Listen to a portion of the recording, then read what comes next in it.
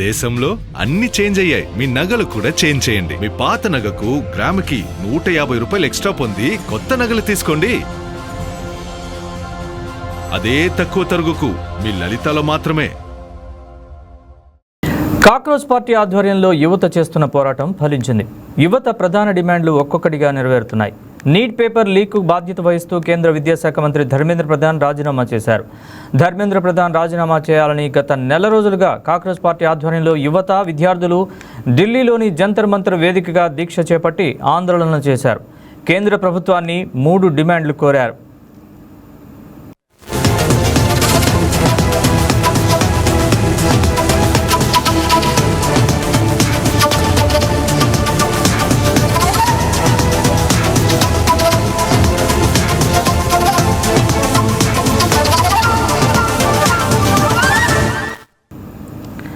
వాటిలో మొదటిది ధర్మేంద్ర ప్రధాన్ రాజీనామా, రెండోది నీట్ పేపర్ లీకులతో ఆత్మహత్య చేసుకున్న విద్యార్థుల కుటుంబాలకు ₹1 కోటి ఎక్స్గ్రేషియా ఇవ్వడం.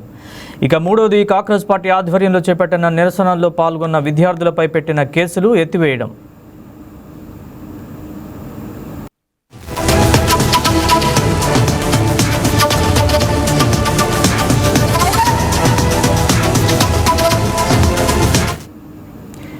ఈ 3 డిమాండ్లలో మొదటిది నెరవేరింది.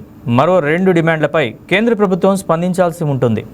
ఇదిలా ఉంటే ధర్మేంద్ర ప్రధాన్ రాజీనామాపై కాక్రోచ్ జనతా పార్టీ వ్యవస్థాపక అధ్యక్షుడు అభిజిత్ దీప్కే స్పందించాడు. భయపడాల్సిన అవసరం లేదని, ఇది ప్రజాస్వామ్యమని దీప్కే అన్నారు. ధర్మేంద్ర ప్రధాన్ రాజీనామాను స్వాగతించడంతో పాటు తమకు మరో 2 డిమాండ్లు ఉన్నాయన్నారు. ఈ 2 డిమాండ్లు నెరవేరే వరకు ఆందోళనలు చేస్తామని ప్రకటించారు.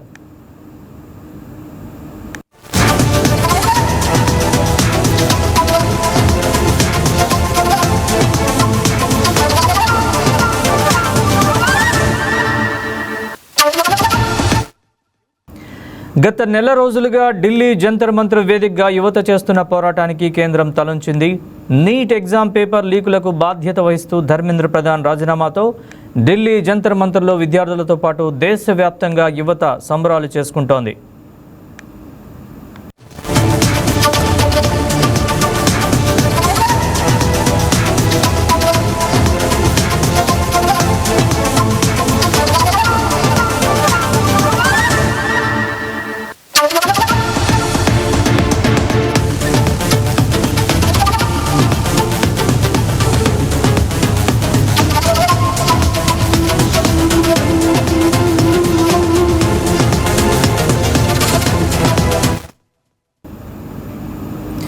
కర్నూలు నగరంలో స్మార్ట్ సిటీ ప్రాజెక్టులో భాగంగా అభివృద్ధి పనులు వేగవంతంగా కొనసాగుతున్నాయి. నగరంలోని వివిధ వార్డుల్లో ప్రజలు ఎదుర్కొంటున్న సమస్యలను పరిష్కరించేందుకు అధికారులు ప్రత్యేక చర్యలు చేపడుతుండగా ఇందులో భాగంగా స్థానిక వినాయక ఘాట్ ఏరియాలో 1.20 కోట్ల వ్యయంతో సీసీ రోడ్డు నిర్మాణ, మరమ్మతు పనులు చురుగ్గా సాగుతున్నాయి.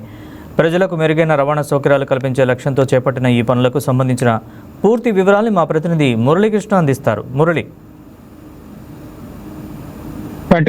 రాష్ట్రంలో కూటమి ప్రభుత్వం ఏర్పడిన తర్వాత కర్నూలు పట్టణాన్ని స్మార్ట్ సిటీగా మార్చేందుకు అధికారులు ముమ్మర ప్రయత్నాలు చేస్తున్నారు. ఏదైతే గతంలో ముఖ్యమంత్రి చంద్రబాబు నాయుడు ఎన్నికల సమయంలో ఇచ్చినటువంటి హామీ మేరకు కర్నూలు నగరాన్ని స్మార్ట్ సిటీగా చేస్తానని ఇచ్చినటువంటి హామీ మేరకు ఇవాళ కర్నూలు పట్టణంలో పనులు శరవేగంగా కొనసాగుతున్నాయి. కర్నూలు పట్టణ అభివృద్ధికి సంబంధించి ఒకవైపు ఏదైతే కర్నూలులో ఉన్నటువంటి రహదారులన్నింటినీ కూడా అధికారులు త్వరితగతిన బాగు చేస్తున్నారు. ప్రధానంగా కర్నూలు పట్టణంలో ప్రయాణికులకు మెరుగైన సౌకర్యాలు కల్పించేందుకు, కర్నూలులో ట్రాఫిక్ ఇబ్బందులు తలెత్తకుండా చూసేందుకు కూడా ప్రత్యేక సిగ్నలింగ్ వ్యవస్థను కూడా ఏర్పాటు చేశారు. అదే రకంగానే కర్నూలు పట్టణంలో ప్రతి వీధిలో, ప్రతి వార్డులో కూడా ఈ డ్రైనేజీ వ్యవస్థతో పాటు మంచినీటి పైప్ లైన్, అదే రకంగా సీసీ రోడ్ల మరమ్మతులు త్వరితగతిన పూర్తి చేస్తున్నారు. ఇందులో భాగంగానే కర్నూలు పట్టణంలోని స్థానిక వినాయక్ ఘాట్ వద్ద దాదాపు 1.02 కోట్ల రూపాయలతో సీసీ రోడ్డు నిర్మాణ పనులు అయితే వేగవంతంగా జరుగుతా ఉన్నాయి. గతంలో ఈ వినాయక్ ఘాట్ అంటే మన ఏపీలోనే అత్యంత వైభవంగా చేసుకునేటటువంటి వినాయక నిమజ్జన కార్యక్రమంలో భాగంగా ఈ ప్రాంతంలో రద్దీ ఎక్కువగా ఉంటుంది. ఆ సమయంలో ఇక్కడ రోడ్లు సరిగ్గా లేకపోవడంతో అటు నిమజ్జనానికి వచ్చేటటువంటి ఉత్సవమూర్తులతో వచ్చేటటువంటి భక్తులు ఎంతో ఇబ్బందులు ఎదుర్కొంటున్నటువంటి పరిస్థితి నెలకొంది. ఈ నేపథ్యంలోనే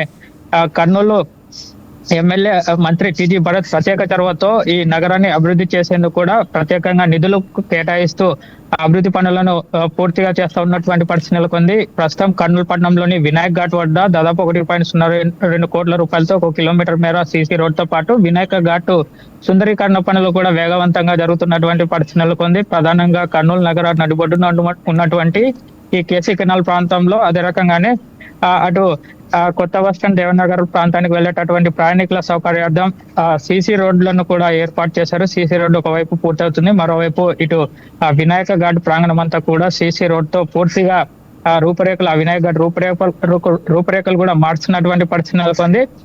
దీనికి సంబంధించి ఇప్పుడే పనులు వేగవంతంగా పుంజుకుంటున్నాయి. ఇదే రకంగానే పలు అభివృద్ధి కార్యక్రమాలకు కూడా శ్రీకారం చుట్టినటువంటి మంత్రి టీజీ భరత్ కర్నూలు పట్టణంలోని ఎక్కడ ఇలాంటి ఏదైనా రోడ్డు సమస్యలు తలెత్తితే మాత్రం వెంటనే అధికారులకు అప్రమత్తం చేసి ఆ ప్రాంతంలో రోడ్డు పనులు వేగవంతంగా పూర్తి చేయాలని చెప్పి కూడా ఆదేశిస్తున్నటువంటి పరిస్థితి నెలకొంది. ఏదైతే ఈ రోడ్డు పనులకు సంబంధించి టెండర్లు దక్కించుకున్నటువంటి కాంట్రాక్టర్లు కూడా ఏదైనా పనులు చేయడంలో నిర్లక్ష్యం వహిస్తే ఖచ్చితంగా వాళ్లకు వార్నింగ్ ఇస్తున్నటువంటి పరిస్థితి నెలకొంది. ఎవరైనా కూడా పనులు చేసే సమయంలో నిర్లక్ష్యం వహిస్తే ఆ పనులు పూర్తి చేయడంలో కూడా విధించిన గడువులో కూడా పూర్తి కాకపోతే ఖచ్చితంగా వాళ్ళను రికాల్ చేసి మళ్ళీ కొత్త కాంట్రాక్టర్ కూడా పనులు అప్పగిస్తామని చెప్పి కూడా హెచ్చరిస్తున్నటువంటి పరిస్థితి నెలకొంది. నిర్దేశించిన సమయంలో ఎవరైతే ఈ పనులు చేపడతారో కాంట్రాక్టర్ రోడ్డు పనులు కావచ్చు, అటు మంచినీటి పైప్ లైన్ సంబంధించినటువంటి పనులు కావచ్చు, ఇతర పనులు ఏవైనా సరే ఇలాంటి పనులు ఇచ్చిన సమయంలో కాంట్రాక్టర్ నిర్లక్ష్యంగా వ్యవహరించి పనులు నత్తనడకన కొనసాగిస్తే మాత్రం ఉపేక్షించేది లేదని చెప్పి కూడా హెచ్చరించిన నేపథ్యంలో ఈ రోడ్డు పనులు మాత్రం ముమ్మరంగా కొనసాగుతున్నాయని చెప్పుకోవచ్చు. Right, thanks for the update Murali.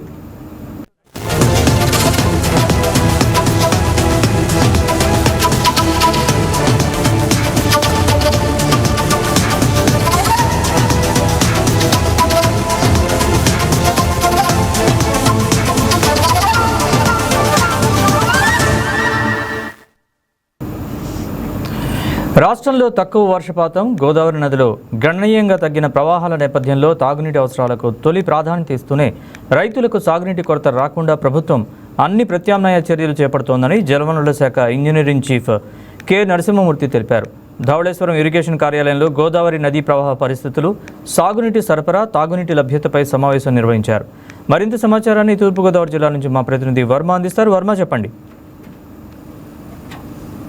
Naresh, ఏదైతే గోదావరి జలాలు ప్రస్తుతం తగ్గుముఖం పడుతూ ఉండడం, సూపర్ ఎల్నిలో ప్రభావంతో పూర్తిగా కూడా వర్షాభావ పరిస్థితులు ఎదుర్కొంటున్న నేపథ్యంలో పూర్తి స్థాయిలో ప్రస్తుతం నీటి ఎద్దడి కారణంగా ఏదైతే తాగునీటికే ప్రాధాన్యత ఇస్తాం, అలాగే రైతులకి ఈ ఖరీఫ్ పంటకి కావాల్సినంత నీరునైతే స్టోరేజ్ చేసి ఖచ్చితంగా వాళ్ళకి శివారు ఆయకట్టు వరకు అందించేందుకు ప్రయత్నం చేస్తున్నామని జలవనరుల శాఖ ఇంజనీరింగ్ చీఫ్ నరసింహమూర్తి అయితే ఈరోజు వెల్లడించడం జరిగింది. పూర్తిగా కూడా ఇప్పటికే, ఎందుకంటే 70 సంవత్సరాల్లో ఇప్పటి వరకు ఇటువంటి నీటి ఎద్దడిని ఎప్పటి వరకు చూడలేనటువంటి పరిస్థితి. దేశం మొత్తం మీద 71% వర్షాభావ పరిస్థితులు ఉన్న నేపథ్యంలో, పూర్తిగా కూడా ప్రతికూలంగా ఉన్న నేపథ్యంలో ప్రస్తుతం ఖరీఫ్ సాగుకి 150 నుంచి 170 టీఎంసీల నీరు అవసరమైన నేపథ్యంలో ప్రస్తుతం ఇప్పటికే ఖరీఫ్ పంటకి 50 టీఎంసీల నీటిని అయితే ఇచ్చారు. మరొక 130 నుంచి 120 టీఎంసీల నీరు ఇవ్వడానికి కూడా అన్ని చర్యలు చేపట్టా. ముఖ్యంగా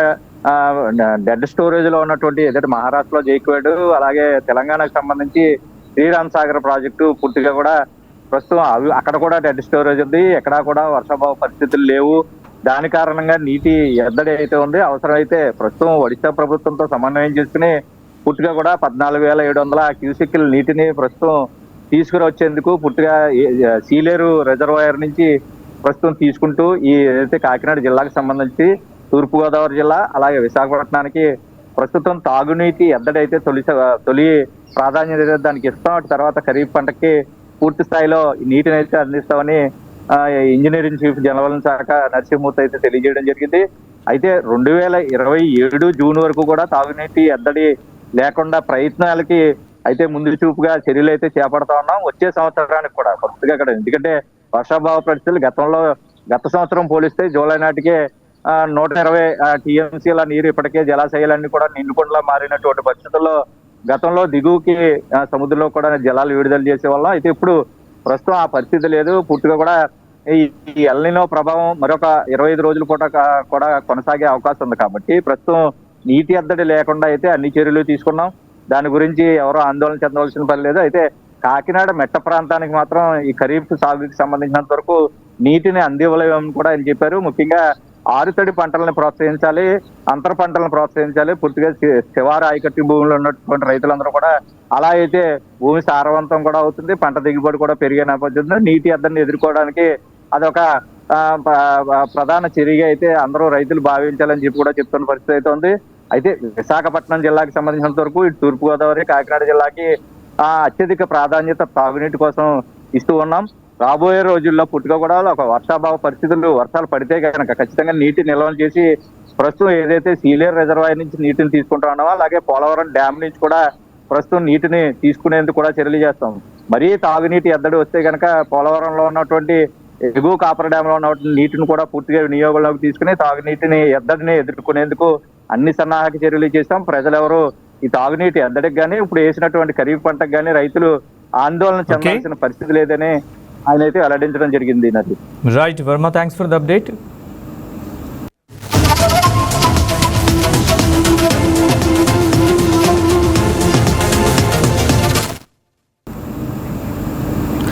ఏపీలోని కూటమి ప్రభుత్వం రాష్ట్రంలోకి పెద్ద మొత్తంలో పెట్టుబడులు తీసుకొచ్చేందుకు గట్టిగానే ఫోకస్ పెట్టింది. ఈ క్రమంలో ఉత్తరాంధ్రకు వరుసగా ఐటీ కంపెనీలతో పాటు డేటా సెంటర్లు, పరిశ్రమలు క్యూ కడుతున్నాయి. ఇప్పటికే గూగుల్, రిలయన్స్ డేటా సెంటర్లు రాగా తాజాగా మరో డేటా సెంటర్ ఏర్పాటు దిశగా అడుగులు పడుతున్నాయి. Data centre holdings India LLP సంస్థ 58,743 కోట్ల భారీ అంచనాతో విశాఖలో లార్జ్ స్కేల్ డేటా సెంటర్ ఫెసిలిటీని ఏర్పాటు చేసేందుకు సిద్ధమైంది. దీనికి సంబంధించిన పూర్తి వివరాన్ని మా విశాఖపట్నం ప్రతినిధి దుర్గాప్రసాద్ లైవ్లో అందిస్తారు. దుర్గాప్రసాద్, చెప్పండి పూర్తి వివరాలు. విశాఖ అనగానే ఐటీ నగరంగా చూస్తున్న ఈ తరుణంలో మరొక డేటా సెంటర్ కి విశాఖ వేదిక కాబోతుంది. గతంలో ముఖ్యమంత్రిగా ఉమ్మడి ఆంధ్రప్రదేశ్ ఉండేటప్పుడు ఏ విధంగా హైదరాబాద్ ని సైబరాబాద్ గా మార్చారో నారా చంద్రబాబు నాయుడు, ఇప్పుడు కూటమి ప్రభుత్వం అధికారికి వచ్చిన తర్వాత ఐటీ శాఖ మంత్రిగా నారా లోకేష్ బాధ్యత చేపట్టిన తర్వాత అనేక ఐటీ కంపెనీలు వేదికగా ఐటీ నగరంగా విశాఖ ఖ్యాతి లభించబోతుంది. ఇప్పటికే అనేక ఐటీ కంపెనీలు విశాఖలో నెలకొల్పేందుకు ఆసక్తి చూపిస్తూ ఉన్నాయి. గతంలో జరిగిన ఏదైతే పారిశ్రామిక పెట్టుబడుల సదస్సులో కూడా అనేక ఐటీ కంపెనీలు విశాఖ వేదికగా తమ కార్యకలాపాలు సాగించేందుకు ప్రభుత్వాలతో ఎంఓఎల్ చేసుకున్న పరిస్థితి. ఇప్పటికే డేటా సెంటర్ ఏదైతే ప్రపంచ ప్రఖ్యాతిగాంచిన గూగుల్ వంటి ప్రపంచం నంబర్ 1 గా ఉన్న గూగుల్ డేటా సెంటర్ కు సంబంధించి కూడా విశాఖ వేదికగానే దీనికి సంబంధించిన శంకుస్థాపన జరిగింది. దానికి సంబంధించిన కార్యకలాపాలు ప్రారంభించేది కూడా పనులు అయితే వేగవంతం అవుతున్న ఈ తరుణంలో మరొక ఐటీ కంపెనీలు విశాఖలో స్థాపించేందుకైతే ముందస్తుగా వస్తున్న పరిస్థితి. ఇప్పుడు మరొక డేటా సెంటర్ అయితే విశాఖలో పెట్టుబడులు పెట్టేందుకు దాదాపు 8,743 కోట్ల పెట్టుబడితో అయితే ఏర్పాటుకు అయితే సిద్ధమైంది. ఈ నేపథ్యంలో దానికి సంబంధించి ప్రతిపాదన కూడా మొత్తం ప్రభుత్వానికి పంపడం జరిగింది. దాదాపు 14,190 మంది యువతకి ఉపాధి అవకాశాలు కూడా లభించే అవకాశం ఉంది. దీని ప్రతిపాదన కూడా ఎన్ఐసిపి కూడా ప్రతిపాదించింది. దీనికి సంబంధించి ప్రతిపాదన కూడా పరిశీలిస్తున్న పరిస్థితి. అయితే రాష్ట్రంలో డేటా సెంటర్ ప్రథమంగా లిథియం అయాన్ బ్యాటరీల తయారీ, అదేవిధంగా ఎలక్ట్రానిక్స్ మ్యానుఫ్యాక్చర్ సంబంధించి కావచ్చు, లేకపోతే సోలార్ ఇన్వర్టర్ రక్షణ రంగం ఉత్పత్తికి సంబంధించి పరిశ్రమ ఏర్పాటుకైతే వివిధ సంస్థల నుంచి వచ్చిన ప్రతిపాదనను రాష్ట్ర పెట్టుబడుల ప్రోత్సాహ కమిటీ ఏదైతే ఉందో ఎస్ఐపిసి పరిశీలించింది. ఈ నేపథ్యంలో రాష్ట్రంలో 71,602 కోట్ల పెట్టుబడులు అయితే పరిశ్రమ ఏర్పాటుకైతే వివిధ సంస్థలు అయితే ప్రభుత్వానికి ప్రతిపాదనలు కూడా పంపించాయి. దాని ద్వారా 14,190 మందికి ఉపాధి అవకాశాలు కూడా కల్పించడం ఆ సంస్థలు అయితే పేర్కొన్న పరిస్థితి. అయితే ప్రభుత్వ ప్రధాన కార్యదర్శి అయితే సాయి కృష్ణ ప్రసాద్ అధ్యక్షన ఈ కమిటీ కూడా ప్రత్యేక సమావేశాన్ని నిర్వహించింది. ప్రతిపాదనలతో పాటు గతంలో ప్రభుత్వం ఇచ్చిన అనుమతుల్లో కొన్ని సవరణలు, అదేవిధంగా ఆ వ్యాలిడేట్ ఏదైతే గడువు పెంపు సంబంధించి కూడా వారు కొన్ని ప్రతిపాదన చెల్లించాల్సిన సంబంధించి ఆ టాపిక్ మీద అంశాల మీద కమిటీ కూడా చర్చించింది. ఈ కమిటీ తుది ఆమోదం కోసం అయితే సీఎం నారా చంద్రబాబు నాయుడు నేతృత్వంలో అయితే దీనికి సంబంధించి ఆ పెట్టుబడుల ప్రోత్సాహక మండలి కమిటీకి అయితే దీనికి సంబంధించి పంపడం జరిగింది. మరోవైపు విశాఖ వేదిక ప్రథమంగా మనం చూసినట్లయితే 58,743 కోట్ల పెట్టుబడులతో అయితే డేటా సెంటర్ హోల్డింగ్స్ ఇండియా ఏదైతే ఎల్ఎల్పి లాట్ స్కేట్ డేటా సెంటర్ అయితే ఏర్పాటుకి అయితే ప్రతిపాదన కూడా పంపడం జరిగింది. రాబోయే 5 దశల్లో ఇది మొత్తం పెట్టుబడులు పెట్టేందుకు అయితే ఆసక్తి చూపించారు. 5 దశల్లో దీని నిర్మాణానికి సంబంధించి ఏ విధంగా ఏర్పాటు చేస్తారో, దీని ద్వారా ఎంతమందికి ఉపాధి అవకాశాలు అంటే దాదాపు 1250 మందికి దీని ద్వారా ఉపాధి అవకాశాలు కూడా లభించే అవకాశం ఉంది. ఈ నేపథ్యంలో దానికి సంబంధించిన ఆ ప్రతిపాదన ద్వారా ప్రభుత్వాన్ని కూడా వారు పంపడం జరిగింది. ఈ నేపథ్యంలో ఆ కంపెనీ సంబంధించి ఏ విధంగా ఇండస్ట్రీ నెలకొల్పేందుకు ఎంతమందికి ఉపాధి అవకాశాలు కల్పిస్తారో దాని పూర్తిగా నివేదిక కూడా పంపింది. ఇప్పటికే అనేక ఐటీ కంపెనీలు విశాఖ వేదికగా ప్రారంభానికి సిద్ధమవుతున్న ఈ తరుణంలో మరొక డేటా సెంటర్ విశాఖ వేదికగా ప్రారంభించేందుకైతే ప్రభుత్వానికి ప్రతిపాదన పంపింది. ప్రతిపాదనను పరిశీలించి ఎంతమందికి ఉద్యోగ అవకాశాలు వస్తాయి, దీని ద్వారా ఏ విధంగా అభివృద్ధి చెందుతుంది అని ఒక ఆలోచించి ప్రతిపాదన తీసుకున్న తర్వాత ఇది దాదాపు 5 దశల్లో దీన్ని పూర్తి చేస్తాం. 5 దశల్లో పూర్తి చేసేందుకు కూడా ప్రభుత్వం అనుమతి కోరుతూ వారు నివేదిక పంపడం జరిగింది. నివేదిక పరిశీలించి కూడా త్వరలోనే వారికి అనుమతించేందుకు కూడా పూర్తి స్థాయిలో ఏర్పాట్లు చేస్తా ఉన్నారు. ఇప్పుడు మరొక డేటా కంపెనీ విశాఖ వేదికగా ప్రారంభించేందుకు సిద్ధమవుతుందిగా మనం చూడొచ్చు. వీడియో జర్నలిస్ట్ శ్రీనివాస్తో దుర్గాప్రసాద్, వైకే న్యూస్, విశాఖ. పర్యాటక రంగానికి మరింత ఊపునిచ్చేందుకు కూటమి ప్రభుత్వం ఒక కీలక నిర్ణయం తీసుకుంది. విజయవాడలోని కృష్ణానదిలో రాత్రివేళ బోటు షికారు చేసేందుకు పర్యాటక శాఖకు జలవనరుల శాఖ పచ్చజెండా ఊపింది. ఈ మేరకు నో అబ్జెక్షన్ సర్టిఫికేట్ మంజూరు చేస్తూ ఉత్తర్వులు జారీ అయ్యాయి. ఈ కొత్త నిర్ణయంతో పర్యాటకులు అమరావతి రాజధాని ప్రాంతం, పున్నమి ఘాట్, భవానీ ఐలాండ్ పరిసరాల్లో రాత్రి 10 గంటల వరకు కృష్ణానదిలో హాయిగా విహరించవచ్చు. ఆంధ్రప్రదేశ్ పర్యాటక అభివృద్ధి సంస్థ ఆధ్వర్యంలో ఈ బోటింగ్ సేవలు అందుబాటులోకి రానున్నాయి. దీనిపై మరింత సమాచారాన్ని మా విజయవాడ ప్రతినిధి హారిక అందిస్తారు. హారిక. ఆంధ్రప్రదేశ్ కూటమి ప్రభుత్వం అధికారంలోకి వచ్చిన 2 ఏళ్లలోనే ఎన్నో అభివృద్ధి కార్యక్రమాలు మనం చూస్తున్నాం. అందులో భాగంగానే ప్రతి ఒక్క రంగానికి సంబంధించి ఎన్నో కోట్ల పెట్టుబడులతో అభివృద్ధి పనులు అలాగే పెట్టుబడులకు సంబంధించి శరవేగంగా దూసుకెళ్ళిపోవడం చూస్తున్నాం. అందులో భాగంగానే విజయవాడకు సంబంధించి టాప్ మోస్ట్ టూరిజం ప్లేసెస్లో ఒక్కటైన పున్నమి ఘాట్లో కూడా ఎన్నో అభివృద్ధి కార్యక్రమాల పనులైతే చేపట్టడం జరుగుతుంది. అందులో భాగంగానే ప్రస్తుతం బోటింగ్ సమయాన్ని ఇంతకుముందు చూసినట్టయితే ఉదయం 9 నుంచి సన్సెట్ సాయంత్రం 6 వరకు ఉండేది. ఆ టైమింగ్స్ని పెంపొందించి 10 వరకు పెంచే విధంగా అయితే ప్రణాళికలు సిద్ధం చేస్తున్నారు. దీనికి సంబంధించి జీవో కూడా ఇటీవల ప్రభుత్వం పాస్ చేయడం జరిగింది. టూరిజం సంబంధించి పున్నమి ఘాట్కి సంబంధించిన ఈ బోట్ రైడ్ 10 వరకు పెంచడం ద్వారా టూరిస్టులకి ఎంతో ఆహ్లాదంగా ఎంజాయ్ చేసే విధంగా ఇది ఉపయోగపడుతుందని కూడా భావించడం జరుగుతుంది. అలాగే ఇక్కడ చూసినట్టయితే ఆ వీకెండ్ టైంలో కూడా ఫ్యామిలీతో వచ్చి ఎంజాయ్ చేసే విధంగా ఇక్కడ ప్రతి ఒక్క మౌలిక సదుపాయాలు అనేవి ఏర్పాటు చేయడం జరుగుతుంది. ఇటీవల ఇక్కడ భవానీ ఐలాండ్ గురించి అలాగే పున్నమి ఘాట్ గురించి డీటెయిల్గా తెలుసుకోవాలనుకునే వాళ్ళకు కూడా ఆస్క్ ఏఐ అనే ఒక QR కోడ్ పెట్టడం జరిగింది. దాన్ని స్కాన్ చేయగానే ఇక్కడ భవానీ ఐలాండ్ గురించి డీటెయిల్గా ఇన్ఫర్మేషన్ వచ్చి ప్రతి ఒక్కరికి తెలిసే విధంగా ఇక్కడ టెక్నాలజీని వినియోగించడం జరుగుతుంది. అలాగే టూరిస్టులకి ఎలాంటి అసౌకర్యం జరగకుండా ఇక్కడ భద్రతా ఏర్పాట్లు అనేవి చాలా కట్టుదిట్టంగా ఉండబోతున్నాయి. అయితే ప్రస్తుతానికి ఈ జీవో పాస్ చేశారు. అయితే ఇక్కడ పున్నమి ఘాట్, కృష్ణా వాటర్ వీటన్నిటిని దృష్టిలో పెట్టుకొని ఒక ట్రయల్ రన్ వేసి భవిష్యత్తులో ఇరిగేషన్ డిపార్ట్మెంట్ అలాగే టూరిజం డిపార్ట్మెంట్ ఒక ట్రయల్ రన్ తర్వాత పూర్తి స్థాయిలో 10 వరకు ఈ బోటింగ్ అమలు చేయాలా వద్దా అనేది నిర్ణయం తీసుకుంటారనేది ఇక్కడ అధికారులు చెప్పడం జరుగుతుంది. ప్రస్తుతానికైతే ఈ పున్నమి ఘాట్ని చూసేందుకు చాలా మంది పర్యాటకులు అయితే వస్తున్నారు. ఇక్కడైతే చాలా ఆహ్లాదకరంగా ఉండబోతోందని, ఫ్యామిలీతో ఎంజాయ్ చేయడానికి ఇది ఒక మంచి స్పాట్ అని కూడా చెప్పడం జరుగుతుంది. అలాగే కాన్సర్ట్స్ కూడా ఇటీవల ఇక్కడ బాగా ఏర్పాటు చేయడం జరుగుతుంది. ఇలాగే ఎన్నో అభివృద్ధి కార్యక్రమాలు కోట్ల పెట్టుబడితో ఈ పున్నమి ఘాట్కి ఇంకా చాలా హంగులు తీర్చిదిద్దడం జరుగుతుంది. ప్రతి ఒక్క కార్యక్రమం ఇటీవల చూసినట్లయితే ఆ కవుల సమ్మేళన ప్రభుత్వం ఇక్కడ ఎన్నో కార్యక్రమాలు ఏర్పాటు చేస్తుంది. దీని ద్వారా ఈ ప్లేస్కి టూరిజంకి ఒక మంచి పేరు వస్తుందని చెప్పడం జరుగుతుంది. అలాగే ఇక్కడ బోట్ రైడింగ్ చేసిన పర్యాటకులు కూడా ఒక మంచి ఎక్స్పీరియన్స్ అని కూడా చెప్పడం జరుగుతుంది. ఇక్కడ చాలామంది పర్యాటకులు రావడం జరిగింది. దానికి సంబంధించి ప్రతి ఒక్కటి ఏర్పాట్లు ఎలాంటి అసౌకర్యం లేకుండా ఇక్కడ ఫుడ్ స్టాల్స్ అలాగే హోటల్ రూమ్స్, అకామిడేషన్స్ అన్నీ ఏర్పాటు చేయడం జరుగుతుంది. సో పూర్తి స్థాయిలో ఈ బోటింగ్ అనేది 10 వరకు ఏర్పాటు చేయాలంటే ముందస్తు జాగ్రత్తగా కొన్ని భద్రతా చర్యలు పాటించాల్సిన అవసరం అయితే ఎప్పుడు ఉంటుందని, బోటింగ్లో కూడా ఎప్పుడు లైఫ్ జాకెట్ అట్లాగే ఫస్ట్ ఎయిడ్ కిట్లు అలాగే స్పెషలైజ్డ్ ఈదగాళ్ళని కూడా పెట్టేలా లాగా ఇక్కడ అన్ని ఏర్పాట్లు ఉండాలని, దాన్ని దృష్టిలో పెట్టుకొని పూర్తి స్థాయిలో అమలు చేయాలని కూడా ప్రభుత్వం నిర్ణయం తీసుకున్నట్లు తెలుస్తుంది. పర్యాటక రంగానికి సంబంధించి ఎన్నో అభివృద్ధి కార్యక్రమాలు అయితే మనం చూస్తున్నాం.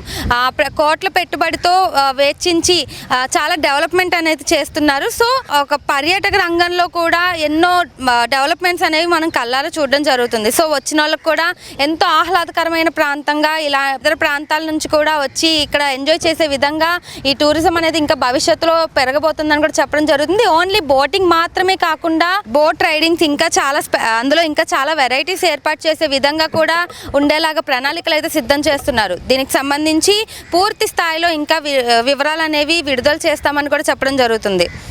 వీడియో జర్నలిస్ట్ వెంకట్తో హారిక, వైకే న్యూస్, విజయవాడ.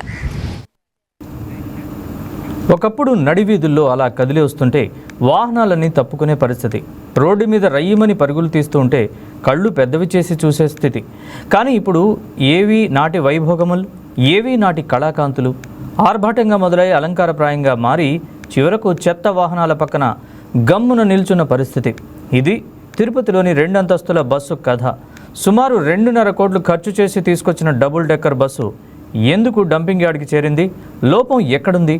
దీనిపై మరింత సమాచారాన్ని మా తిరుపతి జిల్లా ప్రతినిధి సెల్వం అందిస్తారు. సుమారు 2.5 కోటి ప్రజాధనం డంపింగ్ యార్డ్కి పరిమితమైందంటే మీరు నమ్ముతారా? రైట్, మీరు వింటున్నది నిజమే. సుమారు 2.5 కోటి రూపాయల ప్రజాధనంతో తిరుపతి నగర వాసులకు అందుబాటులోకి తీసుకొచ్చినటువంటి డబుల్ డెక్కర్ బస్సు ఇప్పుడు తిరుపతి అకారంపల్లిలో ఉన్నటువంటి డంపింగ్ యార్డ్ ఏదైతే ఉందో ఆ డంపింగ్ యార్డ్కే కూడా పరిమితమైనటువంటి పరిస్థితి. అయితే గత ప్రభుత్వ హయాంలో 2.5 కోటి వెచ్చించి, అంటే శ్రీవారి భక్తులకి, అంటే నిత్యం కూడా ఇక్కడ వేలాది మంది భక్తులు వస్తుంటారు, వాళ్ళకి అదేవిధంగా తిరుపతి నగర వాసులకు కూడా ఒక ఆహ్లాదకరమైన వాతావరణాన్ని అందించాలన్న నేపథ్యంలో గత ప్రభుత్వ హయాంలో ఇటు ప్రజాధనాన్ని ఉపయోగించి కూడా 2.5 కోటి వెచ్చించి ఒక డబుల్ డెక్కర్ బస్సు, అంటే 65 సీట్ల కెపాసిటీ కలిగినటువంటి, ఒకసారి ఛార్జ్ చేస్తే 250 కిలోమీటర్లు ప్రయాణించే విధంగా ఉన్నటువంటి ఒక డబుల్ డెక్కర్ ఎలక్ట్రికల్ బస్సును కూడా తిరుపతి కూడా తీసుకొచ్చినటువంటి పరిస్థితి. అయితే 2 రోజుల మీద మాత్రం 2 రోజులు దీనిపైన ప్రత్యేక ట్రయల్ నిర్వహించి ఏదైతే కూడా హంగామా కూడా సృష్టించినటువంటి పరిస్థితి. అనంతరం దీన్ని ఏదైతే తిరుపతి అకారంపల్లి ప్రాంతంలో ఉందో ఆ ప్రాంతంలో ఉన్నటువంటి డంపింగ్ యార్డ్కి పరిమితం చేసినటువంటి పరిస్థితి. నిత్యం కూడా అంటే చూస్తే కూడా ఇప్పటికీ ఆ బస్సు చెక్కు చెదరినటువంటి, అంటే 2023లో ఈ బస్సు తిరుపతి నగరానికి కూడా చేరుకుంది. అయితరం కూడా 2 రోజులు దీన్ని ట్రయల్ రన్ కూడా నిర్వహించారు. ట్రయల్ రన్ నిర్వహించిన అనంతరం డంపింగ్ యార్డ్కి పరిమితమైనటువంటి పరిస్థితి. అయితే ఇప్పటికీ చూసుకోవచ్చు, టైర్లు కూడా పూర్తిగా, అంటే బాడీతో పాటు టైర్లు, లోపల ఉన్నటువంటి బస్సు సీట్లు కూడా చాలా అద్భుతంగా ఉన్నాయి ఇప్పటికి సంబంధించి. అయితే దీనికి సంబంధించి కొంతమంది నగరవాసులు మన వైకే టీవీ దృష్టికి తీసుకురావడంతో దీనిపైన కూడా వచ్చి మనం ఒక ప్రత్యేక వార్తను కూడా కవర్ చేస్తున్నటువంటి పరిస్థితి. అయితే దీనికి సంబంధించి చూసుకుంటే బస్సు ఇప్పటికీ కూడా చాలా అద్భుతంగా ఉంది. అయితే దీనికి సంబంధించి ఏ కారణం చేత ఇటు మరుగున పెట్టారనేది మాత్రం మనకైతే పూర్తి కారణాలు అయితే మాత్రం దీనిపైన వెలువడినటువంటి పరిస్థితి. ఇప్పటికీ మనం పూర్తిగా స్థాయిలో కూడా బస్సును కూడా చెక్ చేసాం. అంటే డబుల్ డెక్కర్ కాబట్టి పై ఫ్లోర్కి వెళ్ళాము, అదేవిధంగా కింద ఫ్లోర్కి వచ్చి కూడా చూసాము. సీట్స్ కూడా చాలా అద్భుతంగా ఉన్నాయి, చాలా చక్కగా కూడా ఉంది బస్సు. అయితే దీనికి సంబంధించి ఎందుకు పక్కన పడవేశారని చెప్పనేది మాత్రం ఇప్పుడు చర్చనీయాంశంగా అయితే ఉంది. అయితే కూటమి ప్రభుత్వం వచ్చిన తర్వాత ప్రతి రూపాయిని కూడా చాలా ఆలోచించి కూడా ఖర్చు పెడుతున్న నేపథ్యంలో ఇలాంటి వాటిపైన కూడా ప్రత్యేక దృష్టి సారించాల్సిన అవసరం ఉంది. కాబట్టి కూటమి ప్రభుత్వం సంబంధించినటువంటి అధికారులు కావచ్చు, అదేవిధంగా నాయకులు కావచ్చు, దీనిపైన ప్రత్యేక చొరవ తీసుకొని, అంటే ప్రజాధనం ఈ విధంగా దుర్వినియోగం అవుతుంది కాబట్టి ఇప్పటి పాలకులు కావచ్చు, అధికారులు కావచ్చు, ఏదైతే ఇక్కడ అవసరమైతే ఈ బస్సుని ఇక్కడ ఉపయోగించుకునే విధంగా అన్న చర్యలు తీసుకోవాలా. లేని పక్షంలో ఏదైనా కూడా విజయవాడ, వైజాగ్ లాంటి ప్రాంతాలకైనా తరలించి ఈ బస్సును అక్కడైనా ఉపయోగించుకోవాలని చెప్పి కూడా ఇటు నగరవాసులు, అటు శ్రీవారి భక్తులు కూడా కోరుతున్నటువంటి పరిస్థితి అయితే ఉంది. అయితే సంబంధించి మాత్రం దీనిపైన ఇటు ప్రస్తుత ఆ కూటమి ప్రభుత్వం ఏ విధంగా స్పందిస్తుందనేది మాత్రం మనం వేచి చూడాల్సినటువంటి పరిస్థితి ఉంది. అండ్ పాలకులు కూడా అడుగులు వేసి ఈ బస్సుని ఇక్కడే ఉపయోగించుకునే విధంగా, లేదంటే ఇతర ఏదైతే కూడా జిల్లాలకైనా తరలించి అక్కడన్నా ఉపయోగించుకునే దిశగా కూడా అడుగులు వేయాలని చెప్పి ఇటు నగరవాసులు కూడా కోరుతున్నారు. కాబట్టి ఆ దిశగా వాళ్ళు కూడా అడుగులు వేస్తారని కూడా మనం కూడా ఆశాభావం వ్యక్తం చేయాల్సిన అవసరం ఎంతైనా ఉంది. ఇది మొత్తానికి ఇక్కడ ఉన్నటువంటి పరిస్థితి. కెమెరా పర్సన్ కన్నయ్యతో సెల్వం, తిరుపతి, వైకే టీవీ. ఇవి ఈ బులెటిన్ విశేషాలు. అప్డేట్స్ కోసం చూస్తూనే ఉండండి వైకే టీవీ. బంగారం బ్యాంకులో ఉంటే అది మీ అప్పు, అదే శివా గోల్డ్ కంపెనీకి తీసుకొస్తే అది మీ పెట్టుబడి. తాకట్లో ఉన్న మీ బంగారాన్ని మేము విడిపించి ఈ రోజు మార్కెట్ ధర కొని స్పాట్లో మీ నగదు మీకు అందిస్తాం. ప్రతి నెల వడ్డీలు కట్టడం లాభమా లేదా ఇలా చేయడం లాభమా మీరే ఆలోచించుకోండి. శివా గోల్డ్ కంపెనీ, అప్పులేని ఆనందకరమైన రేపటికి సరికొత్త మార్గం. జస్ట్ ఒక కాల్ చేయండి. తాకట్లో ఉన్న మీ బంగారాన్ని విడిపించి ఈ రోజు మార్కెట్ రేట్కే కొనబడును.